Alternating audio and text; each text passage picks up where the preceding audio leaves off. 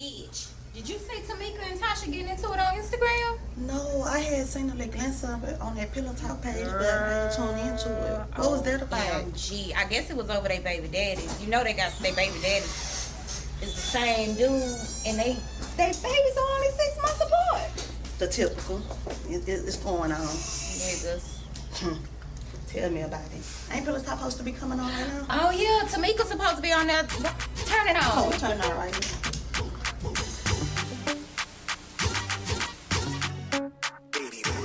Welcome to Pillow Talk. Come sip a little tea and get all of the latest gossip. Wanna hear what he doing, she doing, ain't a problem. Call her Riri, baby, she ready to get it poppin'. Hear all about the drama. Get the latest news for the shade room. Keep it cute, keep it clean like the maid do. Up to date, we ain't hating, that's what they do. We just giving y'all something y'all can relate to. Yeah, look, I don't kiss and tell. I know they want the truth. Riri gon' give it to you raw. You know she got the scoop. I guess we pillow talking. Let's see who's stopping through. They got the hottest interviews. Now what that topic do? Now what a screenshots, DM and the facts. You know it's all about to be exposed when we chat. Let's talk about these ratchet assholes and they act. Feel like another cheaters up a soul. Bring it back. We pillow talking. Talking under that pillow. We pillow talking. Talking under that pillow. We pillow talking. Talking under that pillow. We pillow talking. Talking under that pillow. We pillow talking. Talking under that pillow. We pillow talking. Talking under that pillow. We pillow talking. Talking under that pillow. We pillow talking. Talking under that pillow. We pillow talking. Talking under that pillow. We pillow talking. Talking under that pillow. We pillow talking. Talking under that pillow. We pillow talking. Talking under that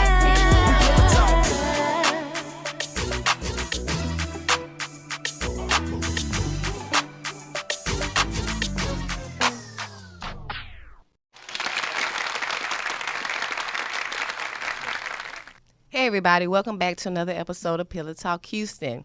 This week is a special episode.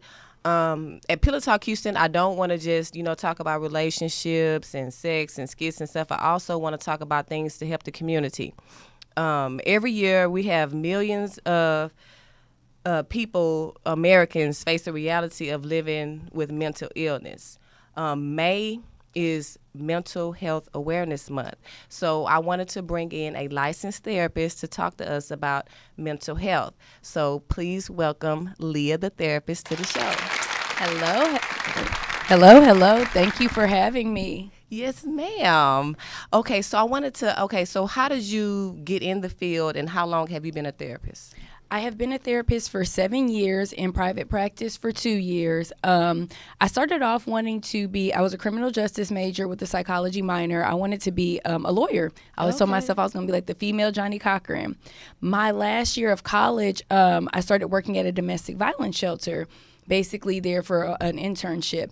And then I realized how impactful it was for people to have somebody unbiased to talk to, somebody to be there supportive. We started some groups for the women to just a lot around self-care, building your self-esteem. And then just them being so grateful for me was like, wow. And I know that one of the workers there, they were like, hey, have you ever thought about being a counselor? And I was like, no, because sometimes in our community, we don't really know about that. Okay, well, I knew of a counselor, but no, what does that do? How much does it pay? What do I have to go to school for? And then when they broke it down, I was like, oh, I love to talk and I love to help people. And if I get paid to do that, why not? And also make a difference in people's lives, to see their growth and their progress. So then I went to be I went to school for criminal justice, but I went to be a probation officer. And I graduated at the age of 19. And so basically nobody was trying to give me a job because they're like, you're still a child. Right. So I was like, I might as well go back to school and pursue this counseling thing. And then I ended up loving it. Okay. So tell us, because I know during these times, we have the pandemic going on. A lot of people are losing their jobs, struggling to pay the bills, and then, COVID. So, and then sometimes I think do you think it's a stigma where black people are afraid to maybe talk about mental illness because, they think they may get judged or people may think they're crazy or... Definitely 100%. If you go back to, maybe you can even relate to some of these things growing up. The number one thing we heard in the black household, what happens in this house stays in this house. Don't go telling nobody my business. And even if you think back to whenever people did deal with mental health, it was like, oh, that's your cousin. He a little special or he got a little problem. Yeah. There was always that negative connotation. So, I don't want to be that special cousin or I don't want to be that person. So, of course, if I'm starting to feel a certain way, I don't want to have to address some of those flaws. And I think then also we have to address a lot of those generational curses if you do go to therapy, because we have to open up some of those can of worms of like, well, hey, actually this environment you saw might not have been the best. It might not have been healthy. And then so people feel attacked or like, well, why did my parents do that? Like it can bring up a lot of deeper issues. So it's a lot harder for us to want to openly discuss that. Okay, so what are some things that you think that we can do to like overcome that? I think that again, it's going to be great platforms like this that you have, and again, I thank you for having me. Opening up the conversation about it, helping to normalize it, because a lot of times people are suffering with depression, anxiety, and postpartum, and they don't even know it because we're taught to just keep going. Oh yeah, we all have bad days, pray it away, and things like that. But it's not like, hey, maybe to a point that this isn't normal. I've been struggling getting out of bed for weeks now. Like, yes, I'm trying to pray, but I don't really got the energy. So it's like I need another outlet or I need another resource. So I think, again, us having conversations like this, and then also on the back end, more people that look like us getting into the field, because I have a lot of clients who call me just off the strength of like, I call my insurance and I ask for a black therapist. I looked on this website and I just wanted somebody black. Right. Because people want to identify with you. Like, funny story, I had a client tell me she was seeing a white therapist at some time, and she was explaining to her like, oh, well, my auntie, which, you know, in the black community, they might not be blood aunts and things like that. So she said she had to spend like majority of her session explaining like how that person was her aunt, but not really her aunt. Because it's just like some stuff we don't get. Or I have like a lot of younger generations. So like when they're using slang terms and things like that, people can't, other people can't relate or understand like small things like, oh yeah, he's Cap. Like, you know, for somebody else like who's not in our community, it might be like, wait, what? Like they were wearing a hat? Like, what does that mean? So I think that, you know, for more people who look like us to also get into the field and have these conversations, like I love what Taraji's doing right now, openly talking about her mental health, and then also making the it more accessible for people, like donating money, starting her foundation. So I think the accessibility and people not knowing that, because I think a lot of people, we pay insurance, a lot of 9-to-5 people, and we don't know that our counseling is covered under insurance. So I think a lot of people don't even know how to access it. So it's even like, oh, I think I do need counseling. Now what? Okay. A lot of people don't know where to go. How do I find a therapist? Or, oh, that's expensive, like probably. But a lot of the times it's usually covered by your insurance. Okay. And I know you said that sometimes we may not know we are, you know, depressed. So what are some signs that we would know, like if we were depressed? I feel like when you notice that you're struggling doing everyday day-to-day tasks. If like, hey, I usually am really good at preparing dinner every night for my sons or my children, and for like the last 2-3 weeks, I have no energy to do that. I'm easily distracted. I'm not functioning. Like when there's a drastic change in your day-to-day functioning. Okay. Or even the same thing with anxiety, like whenever it's inhibiting your day-to-day function, like I'm so anxious I can't get on the freeway. I'm so traumatized because I just experienced a death that every time I hear a song or smell something, like I just freeze or my thoughts get to racing. So anytime that something becomes like debilitating in your day-to-day. Okay, and I was looking on your page and you had a post and you said that women are more times to be depressed than men. Correct. Why is that? I think it's interesting that you said that, because I had somebody try to like debate me this on Instagram, trying to compare men and women. But ideally, women, we're kind of set up different, and we take on ideally a lot more responsibilities. We have to do the parenting. Our friends are leaning on us. Our family's leaning on us. Like again, males tried to argue that, but if you ask the male, as soon as something go wrong, who the first person he calling?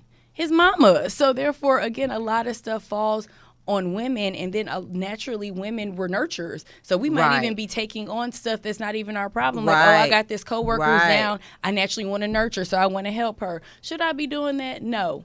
Are men like, oh man, my homeboy said, like, I don't know what to do, or I really need to be a support for him? Like, I don't think they internalize things as much as women do. So I think it's kind of just some of the ways that we're wired, and then also how we're set up. And then us, I think if you would even want to get further, us as black women, we have a whole nother pressure because it's harder for us in the work field. We come home, we're supposed to be the rock and support for everybody. Like, it's a lot of pressure. Cook, and then clean I'm for the kids. do all that, and then I'm scrolling on social media, and then, I got to look cute. I got to do this to try to keep It's the up pressure of with the that, crowd too. because I'm trying to keep my man. I'm trying to keep my kids happy. So I want my kids to be in all these sports because, Bob and Susie and them are doing it at school. Like, it's a lot of just different layers of pressure to kind of maintain what we think is like a healthy standard. Okay, I want to, like, what can women do? Because, a lot of times I think women, we put ourselves on a back burner for the men. And it's like, I think, like, a lot of women, they act like a certain way on social media, but they really have, like, low self-esteem. Mm-hmm. What are some things, like, they can do to, like, overcome that? I think kind of like you said, one of the biggest things is at least acknowledging it. Like, we're built to be so hard, like that don't faze me. I'm not worried about her, or I'm not comparing myself, when inevitably, naturally, we all do it. Like, we're all guilty of it. So I think the thing is acknowledging it, and then how can I fix it? If I feel like, hey, I am depressed, or hey, I am comparing myself, maybe limiting my time on social media, taking some time to dig in myself. Do I need to do some journaling? Do I need to check in with my spirituality? Is it some strained relationships that are making me feel this way, whether that be family relationship, intimate friendship? Kind of dig into what might be contributing to that, and how can I readjust it to align with me in this season? Okay. And then what are, like, some self-care tips, like, that we can do for ourselves? Oh my God, self-care is my biggest one. I love self-care. But I want to break it down because I think so often when we think self-care, we're thinking, oh my God, I need to take a vacation. Mm-hmm. I need a massage. Like, I need to go to an extravagant. That's naturally what we think. Exactly. But for me, I think self-care is broken down to the basic things. Saying no when you really don't have the energy to do something.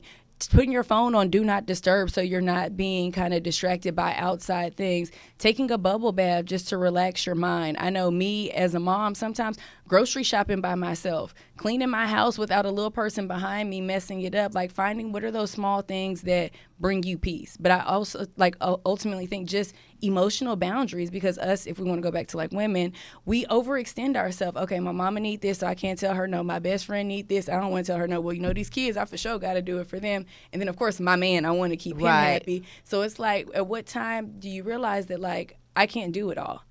And my favorite thing to tell my clients is, whenever you fly, what's one of the first things they tell you? Put on your safety mask first before you help somebody else. So if you're steadily like filling everybody else's cup and you're not, you're going to exhaust yourself and burn out. So self-care is essential to make sure that your basic needs are good. And that can even be getting 8 hours of sleep, eating a healthy meal, even trying to have physical activity, being out in the sunlight. Like, we underestimate how much those small things contribute to our mood and our interaction with other people. Okay. And just tell us like some other things that we need to know about mental health. I definitely think that a big thing, especially in our community, is that people think that asking for help is a weakness. Mm-hmm. Or that like, oh, I have to be so crazy or so vulnerable to actually reach out. I think that people need to understand, or like, I have to have something happen to reach out. Like, it's just like your doctor's appointment. You go for a physical exam or an annual exam. A good thing is to just check in with yourself. Like, even small things. Nobody was prepared for COVID. So therefore that impacted people in a way that they weren't mentally prepared for. Like, life keeps going. So it's good to have somebody to check in with. And I think that a lot of times people are like, well, why can't I talk to my family or my pastor? But counseling is a confidential, unbiased situation. If you're talking to your homegirl, your pastor, your friends and things like that, they're biased from their own personal situation. Well, I don't even really like her. I didn't want you talking to her anyways. Or, well, I know it's best for you because I'm your mom. So everybody is biased. So why don't you have somebody that's outside the box to give you a different perspective? Yes, and that's things what like I want. that. Yeah, I want to talk to a therapist too, because I want to have, like you say, somebody that's unbiased and just, like you said, can give me a different perspective on what's going on. So yeah, I think that is. And a lot of people think that counseling is like, oh, you're going to try to tell me what to do or things like that. And that's one thing I tell my clients. I'm never going to tell you what to do, because you have to live with your decisions. I'm going to ask questions to provoke thought and to give you a different perspective. Like, I look at myself as I'm the co-pilot for your life. Like, you said you want to go to Miami. I'm like, cool, let's go. But if you start veering off to like Lake Charles, I'm like, hey, girl, I thought we said we was going to Miami. Tell me what changed. Like, maybe break it down for me. So I'm just there to help guide you and keep you on course to achieve your goals. And how long do you think like a person would have to see a therapist? Like, if I come to you and I start going to sessions and stuff, like when would I be through, or like when would you know that you okay? Everybody asks that, and I feel like there's not a clear answer on that because of the fact, again, life keeps happening. I have clients, okay, I initially started coming to you because of a breakup, so I'm processing through that and everything. You know what? My job just got real stressful. This coworker get on my nerves. We might be processing through that. 6 months later, COVID hit. I don't even know how to adjust to that. Like, life keeps happening. I have clients, we might go from like weekly, then to bi-weekly, then monthly, then hey, maybe I'll just check in with you quarterly, or actually call me if something comes up. So I really don't think that it's a clear answer, because a lot of the times too, also people come to counseling for like surface level things. And then once we start digging, it's like they're like, hey, this is actually a pattern that you have for unhealthy relationships, or hey, this is really issues that you have with communication, because we're talking about it now in the workplace and with your family. So maybe we might need to dig a little deeper and figure out, where did these communication issues come from? Why do you feel you always have to be so aggressive? Or why are other people's opinions impacting you that much? So it really kind of depends on what are some of those layers that we have to unfold. And then also the client. I have some clients that'll take 2-3 sessions before I can even get them to get deeper. They try to keep it real surface, like, oh yeah, my relationship with my mom's good. Oh, me and my boyfriend argue a little bit, but like we're not really, we're good. But then So it's hard like to crack 3 it, months later, it's like, yeah. well, actually he cheated on me, so we had these trust issues. But I say I forgive him, but sometimes it comes up. But it's like, dang, the first session you said y'all was good, so I'm confused. lost, huh? Yeah, or like something will happen in the relationship to trigger. Well, like actually we got into an argument last night, and then I'm like, so what did you argue about? Oh, well, because I have trust issues because this, and this happened. Well, so everything isn't really okay. Right. So again, it also depends on like the vulnerability of the client and how open they want to be. I have some people that be like, okay, look, this is everything. And then I'm like, whoa, that's a lot. So it's going to take us a few sessions. Let's do family this session. Let's do work this session. Like, let's break these goals down. Because again, for some people, that helps. Sometimes it is word vomit. Like a lot is going on. And me as a person, I don't even know how to distinguish it. So that's why I say as a therapist, I'm like, okay, that is a lot. Let's break it down, because you can't be Superwoman or Superman and handle all this. You're not going to fix your work life, your personal life, like all in a snap. Like you have to break some of these things down and be realistic about how you address them. Okay, so do you think like, because sometimes people have to take medication. So do you think like the medication is maybe good for them, or do you think maybe like talking to someone is good? Because I think sometimes they have the medication can kind of like slow them down, or maybe they get addicted to it, or maybe they think like after a while like they need it or something, I'm a little biased on this, but I do think that medication and counseling work well together. Okay. I don't think individually medication works by itself. I worked at a psychiatric hospital for 3 years, and I will never forget, I had this psychiatrist give me this analogy that medication is basically like weights. I'm lifting a 10-pound weight, right? After a while, I'm not going to get sore no more. Like nothing's going to happen. So what's your only option? Up the weight. So you have to continue upping the medication if you're not proactively doing things. Now, am I saying no medication? There are some people who like literally can't get out of bed and can't function. Taking that medication can give them that extra oomph of energy. So, but there are side effects with any antidepressant or anti-anxiety. So I think that medication works greatly along with counseling, because again, you could take medication, but life's still coming. Your job's still going to be stressful. Your family's still going to be stressful. Like life is still going to happen. So you still need tools to kind of figure out how to adjust and cope with these things as they come, so that they won't take you out. Because again, if it happens, you can't just say, oh, let me take my medication and then my problem will go away. Yes, you might feel numb for that moment, or you might not have those emotions for that moment, but it's not going to make the problem go away or how you cope with the problem go away. Okay. And 1 in 5 women in the U.S. have suffered with mental illness. So it's really serious in women. Very, yes. And if I don't have the numbers, but especially in minority women, like it's a high number. And again, a lot of people are suffering with mental illness and they don't know it, because again, we're thinking like I have to be schizophrenic, like I'm talking to myself, or bipolar and my mood is wishy-washy. Like that's not the only way that mental health looks like. Or it's like, oh my God, I want to kill myself. Like those are not the only terms of mental health. If you haven't gotten out of your bed in a few days, you're struggling to do your day-to-day tasks, you haven't eaten properly, like these are all signs that something could be wrong with your mood or your mental health. Okay, so let's talk about some of the different mental health disorders. So we have depression, we have Anxiety. Well, I'm gonna go talk about the ones that I mostly work with. So Okay. depression, anxiety, post-traumatic stress disorder, and then also bipolar. I So work with higher functioning bipolar clients. Is the post-traumatic, is that like after pregnancy? No, that's postpartum. I actually Okay. do work that. Okay. Post-traumatic stress disorder, that can look, again, people think things are so extreme. Whenever people think of like post-traumatic stress disorder, also known as PTSD, they think about like, oh, I had to be in the army to experience that. Okay, or like, yeah. oh, I had to That's see how you- somebody get shot to experience that. But no, you can have post-traumatic stress disorder from COVID. I just did an interview earlier today talking about how like the death of George Floyd is like people can have traumatic stress from that, especially males and anybody in the black community. Yes, we weren't there, but how many times did we see it on TV? How Yeah. many times did we see it on Instagram? It's to the point where I feel like that I'm there and I was traumatized. Right. Hurricane Harvey, a traumatic incident. People who have like dealt with racism, that's a traumatic incident. But a lot of times people think it has to be, oh, I went to war and only like vets can have PTSD. But no, a lot of people like sexual abuse. You can have post-traumatic the PTSD from that as well.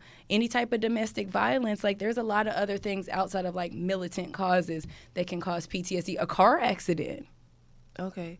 So and then bipolar, that's saying like you have different moods. Okay, this is a difficult one because there are many extremes of bipolar and also many types of bipolar. Like there's mania, there's depression. You can have a mixture of both. So I think when a lot of people think of bipolar, they think of like, I'm mad. Okay, I was just playing. I'm Yeah, sorry. that's That's what what everybody thinks, but it doesn't always happen like that. Like you can have a week of depression and then next week some mania. Mania can look like excessive spending, staying up all night, starting new projects, not finishing them. Like it doesn't look like extreme emotions. Yes, that does exist. Is that the majority or the norm for bipolar diagnosis? No, there's a lot of people who are high functioning with bipolar. They work with you. You see them everywhere, but you just don't know. It doesn't have to be like these extremes, like, and then also so close together. Okay. So tell us like where are you located and your hours of operation, where we can find you on social media. Yes, I am located in Rice Village on 59 in Kirby. Also, just randomly, because I don't know how big your platform is. I'm also licensed in Louisiana as well, so if anybody's there as well, I can see clients virtually there. You can find me on social media at Leah the Therapist, or you can search my business on Facebook or online, Liaison Counseling Services. What was the other one? Well, follow me, find me. And again, please, let's have more conversations about this to help break the stigma against mental health and also know that it's okay to ask for help. Okay, and then, I see you say the primary cause of unhappiness is never the situation, but your thoughts about it. So talk about how important it is to, like, not think negative and think positive thoughts, and Definitely. that can I help think your it mental takes as well. It takes the same amount of energy to think negative thoughts than positive. That bottle of water that you have right there, right? We're going to use a common analogy. Is that half empty or is it half full? Is it half empty? So you went to the worst that it's happening. To me, I could say it's half Oh, full because okay, I can okay. just fill a few more. I just can do a little, put a little more in there, and then we're full. So a lot of the times, our thinking can cause more stress. Well, dang, if it's half empty, does that mean I'm about to run out? Do I need to get some more water? Do I need to take my time with how I drink it? Versus if I look at it, if it's half full, then I'm not stressed. I'm just going to continue to enjoy it. Okay. But I think that it's your perception, even using small things like traffic. You from Houston, right? Houston traffic is the pits. So you could sit there and get mad about traffic. Is it going to make it move faster? No. Are you going to not have to avoid it? But if I put on my music and enjoy it and I already know, shoot, it's going to take 30 minutes, let me make the best of this 30 minutes versus like, it's all about perception and how you look at a situation. So if I look at it like, I'm about to have this 30-minute concert, like with this new J. Cole, it's lit. That's fun versus like, oh my God, I got to sit with these slow cars. You know, Texas people can't drive. 288 always got traffic. Like, I'm already mad there just thinking about all the excuses versus if I'm like, this car concert about to be lit, or I'm about to call my best friend and, we going to just chat it up. Like, it's all about your perception. It takes the same amount of energy to go either direction. And that's a good analogy because I'm always in traffic and I'll be thinking like that too. That's why I say I have to put my little music on. I usually stop and get me like a little smoothie or something. I'm just like, let me enjoy this, because I used to get mad at traffic, but it don't do nothing. I be sitting in the car banging on my wheel like, I still get there in the same Blowing amount the of horn for time, people to and go, yeah, road and I get rage. to my destination, and I'm all flustered because I was beefing with myself in the car over some traffic. Like, that's not beneficial. And then now I got this underlying anger, like anything gonna make me mad.